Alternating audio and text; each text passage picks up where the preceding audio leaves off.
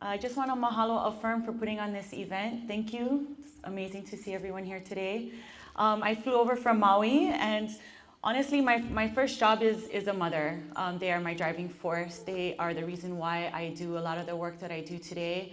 I've been very blessed this past year to have the opportunity to work for an amazing organization, the Hawaii Alliance for Progressive Action, where I work as a full-time organizer.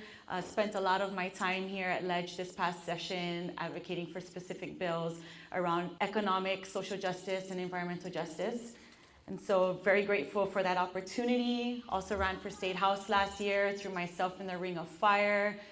Definitely one of the hardest things I've ever done in my life. I come from Lahaina, which was once a very strong Hawaiian community, and as a child, I watched my mother lose everything she had, her kids, her home, really because of drug use, domestic violence, and to the point where she ended up homeless on Uluwatu Beach. And so for us in Lahaina and who come from West Maui, we've been inundated with tourism development, development that isn't for local people, development that's primarily for the 1%. And it's become such a huge problem, and it's the reason why I do a lot of the work that I do today. We've lost our beaches, our resources, and really our quality of life. And I'm sure a lot of you can relate to that message. Really, I got activated during the ballot initiative for GMO moratorium back in 2012 and haven't stopped since. And so basically organizing against luxury developments, advocating for water rights and traditional customary practices, restoration of our streams, and true workforce housing and rentals is kind of my main focus and what I've been primarily focusing on in 2017. And so I'm here today to talk about building power and community engagement. Really, my main focus is to build community engagement and power within our communities, getting the info out, providing bullet points for people. And really at the end of the day, I hope to inspire and motivate people to get more activated and engaged in their own communities. And I kind of wanted to spend some time talking about housing because it's been a huge issue for us on Maui. And so when we talk about affordable housing, you know, the problem I think that we're dealing with in Hawaii is that we're not building homes in perpetuity. And maybe some of you might disagree with me on this specific issue, but I'm not a huge fan of 201H, where we're bypassing environmental reviews and basically, you know, creating a one-stop shop process for developers. And basically, those homes are not kept in affordability in perpetuity. You know, in 10 years, they go and flip it for double the price. How are we ever going to address our affordable housing crisis needs if we're building in that manner? What we need is more affordable housing trust. You know, it's been so successful around the continent. It's something that I hope that we can work to see more of in Hawaii. On Maui, we have Na Hale O Maui, which is the only affordable housing trust in the state of Hawaii. So I'm hoping that we can get behind these models and really build homes in perpetuity. And I'm not trying to say that we take away from families that are looking for investment opportunities, but not everybody's looking for investment opportunities. A lot of these people just want a roof over their head. They just want to survive. They just want to stop living paycheck to paycheck. They could care less. They just, you get my drift. And so with the work that I've been doing is basically advocating for smart development and responsible industry that will create jobs, that will pay us all living wages, and that are actually good for a community. So everybody wins, not just the union members, but that union members and the community as a whole. I want to see a lot of our union members get into these type of housing that are meant to be affordable in perpetuity, because a lot of them are living paycheck to paycheck. And so kind of wanted to tie in some of the conversation related to short-term vacation rentals. So on Maui, we have over 10,000 individual short-term rental units being advertised online. That is not counting the duplicate listings on more than one site. Of those 10,000, over 7,000 of them are single-family homes that are advertised as entire unit for rent. Almost all of them are operating without a permit. Most of them are within the price range that a Maui resident family could afford to pay for a long-term rental. The storyline that Airbnb likes to share about the auntie who is renting out the back room of her house to make ends meet is a small fraction of the units that are being advertised online. Personally, we do not want to focus on getting rid of those kinds of renters. We are focusing enforcement efforts on entire unit, single-family homes for rent, separate from the owner-occupied properties. Enforcement is, of course, a huge problem here in Hawaii.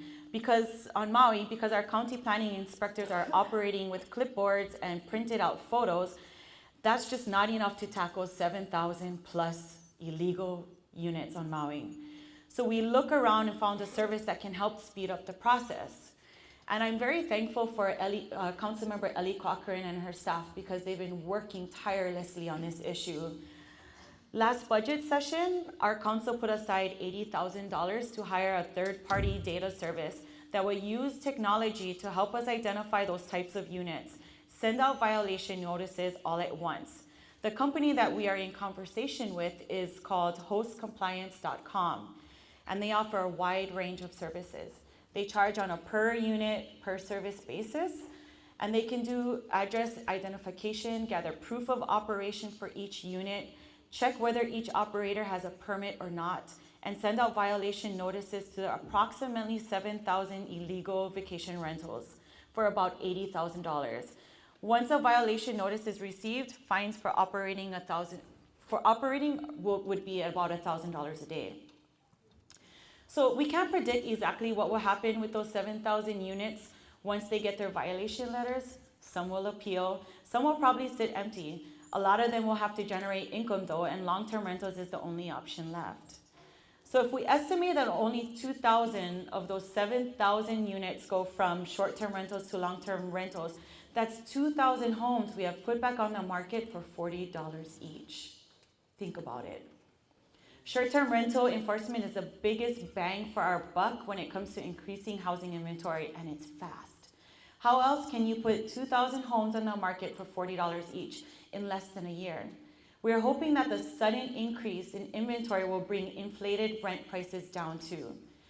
I think that it's completely irresponsible for illegal short-term rental enforcement to not be a bigger part of the conversation, both in planning and in housing departments. Until now, this has been an issue solely for the planning department and has been kicked to the side because they are busy with tons of other things. But this is such a low-hanging fruit when it comes to providing housing. It should be a priority for them and our state and county housing authorities too. And so this is kind of something that kind of working closely with Councilmember Elle Cochran and her staff is really advocating for enforcement efforts at the local level. And I think that if we can kind of build momentum around that statewide, we could really open up thousands and thousands of units in Hawaii.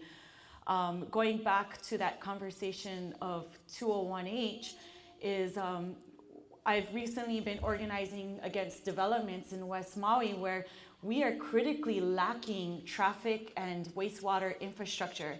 And if we continue to build at the way that we're building, these homes are going to continue to flip, be out of affordability in perpetuity, and then we're just going to continue being at square one where we're constantly feeling pushed out of our backyards. Yeah, and the conversation going back to the YIMBYs, yeah, I kind of spent a lot of my time advocating against the YIMBY conversation.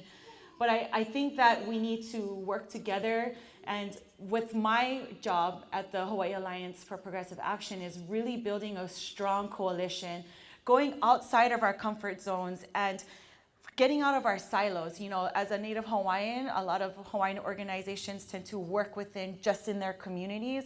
And I want to get out of that. I want to build momentum with the Marine community, with economic justice and social justice, and realizing that, hey, I scratch your back, you scratch mine.